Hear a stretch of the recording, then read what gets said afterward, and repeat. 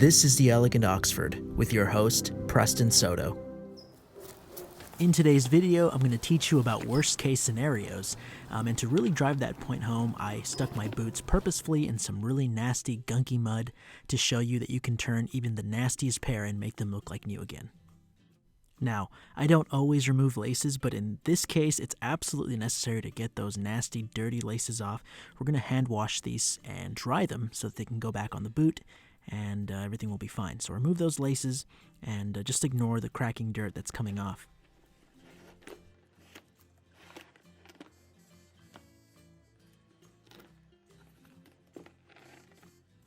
Okay, now first let's remove some of this excess dirt. It's important to tap your shoe against something hard.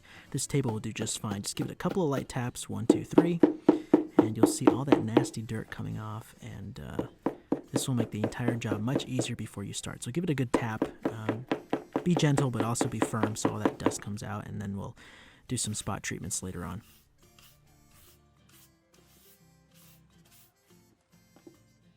Your horsehair brush is more important than ever. I'm using a cheap one that I found at a local store just so I don't get my really good ones dirty, but that's all you need, just a brush to dust and get all that nasty stuff off. You won't be able to get everything with just a brush, but do the best you can and make sure you get it all off.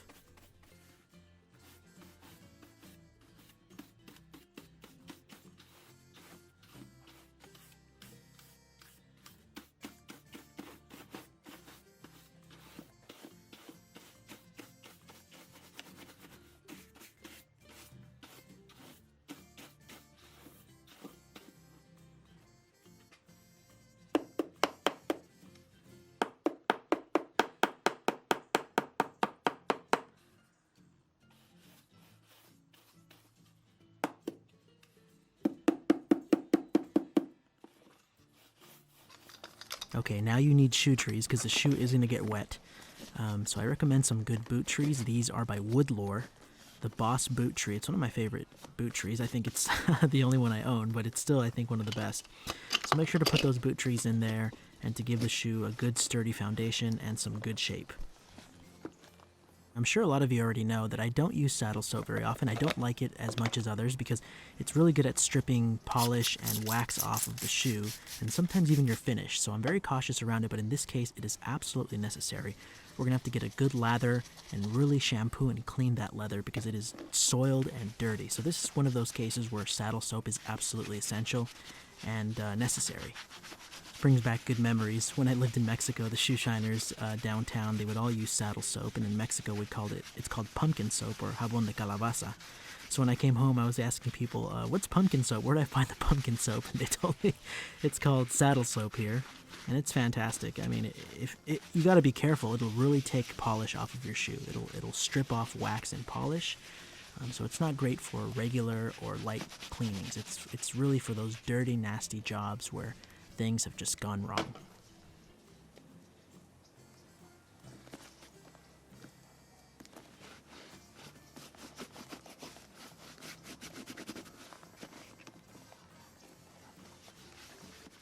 Okay, now use a cloth and get all of the old suds and the dirt off. That's really important. You don't want those to dry on your shoe. So just get a nasty rag and go over the shoe and make sure to get those little tiny crevices and don't miss any. Don't miss any like I do. You can go over with the brush again. The brush is great at removing that loosened soil that the saddle soap got off. Okay, I felt like a paleontologist at this point, using that small brush to get all the dust out of the crevice between the welt and the upper. It reminded me of Jurassic Park, where Alan and Ellie are unearthing some fossils, and they're using that little brush to kind of remove the dirt around, so that's kind of what it reminded me of. And I used to love that film as a kid. So now, using a spray bottle is a good idea because there's a lot of dust trapped there, and as you can see, I turned it so you can use some of the pressure of the spray bottle to really push the grains of dirt out. And I found this was the only solution that worked for me because there wasn't a duster or a brush I had that was fine enough to really get in there, so the water really pushed all that nasty stuff out. Now make sure to let the boots dry overnight, okay? If you want to place them in front of a heater, you can. Some people don't recommend it, but I mean that's an option if you're in a hurry. And now the next morning, I started brushing the shoes again just to see if I could loosen some extra dirt And I needed some of this Apparel stain remover because this might actually happen to you. You might get some water stains on your leather, and this is, it happens all the time, and it's really annoying. It won't come off, and those stains you see will only darken with moisture from creams and waxes. So you got to remove that stuff first. So this Apparel spot cleaner is really fantastic at removing all that nasty stuff, and I needed to apply a couple of coats because it's really, those water stains are just really in there, and it's just dirty, nasty water. So make sure to use that stain remover to get all that stuff out. And as you can see, once it's completely dry, I started using some Saphir mahogany just to, match the leather and to really get some pigment back into there because a lot of the pigment was taken out. And as you'll see, it really does a good job at matching and making it look like nothing ever happened. So now it's dry. I brushed the upper here on the vamp just to make sure there was some color back into that area and that those stains were gone completely.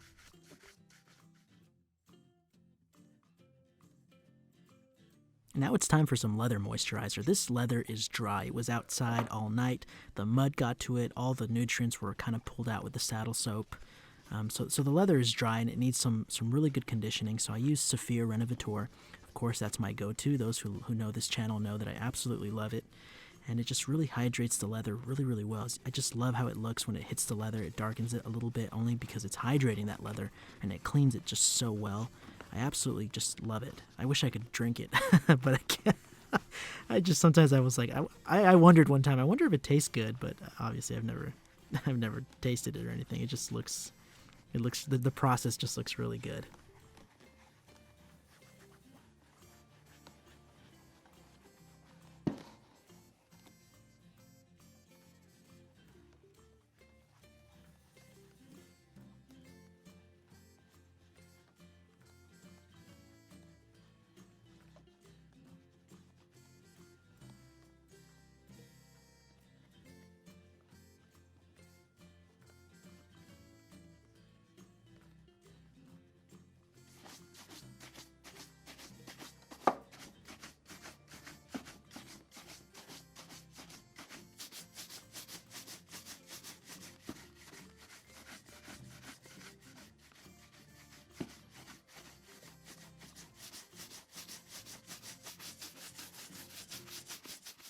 Now it's time to add that pigment in there.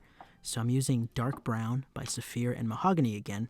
And the dark brown's for the accents along the toe area and some other areas where it's a little bit darker, and the mahogany is just to add all that color back. The shoes are Dark Chili by Alan Edmonds, and I found that mahogany is a good match. Cognac's also a good match if you have a light color chili, but this dark chili really needs a good mahogany color. And I like mahogany because it has brown and a lot of red in it as well. And it brings out that depth and that natural color. And I found that chili looks really great when mahogany is applied on top of it.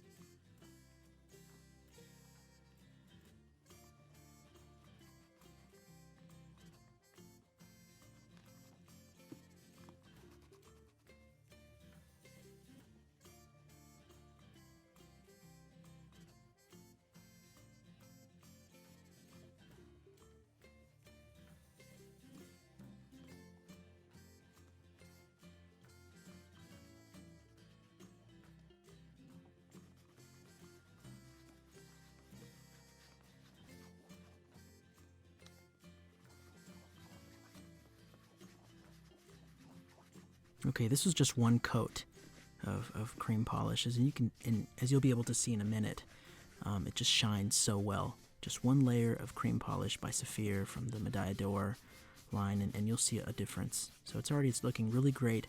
That's all I did. I just added one layer of cream and I brushed it because I needed to get this job done quickly. And as you can see, everything's looking great. The boots look like they're brand new, and there's no lasting damage of any kind. In fact, I think the shoes needed this deep cleaning.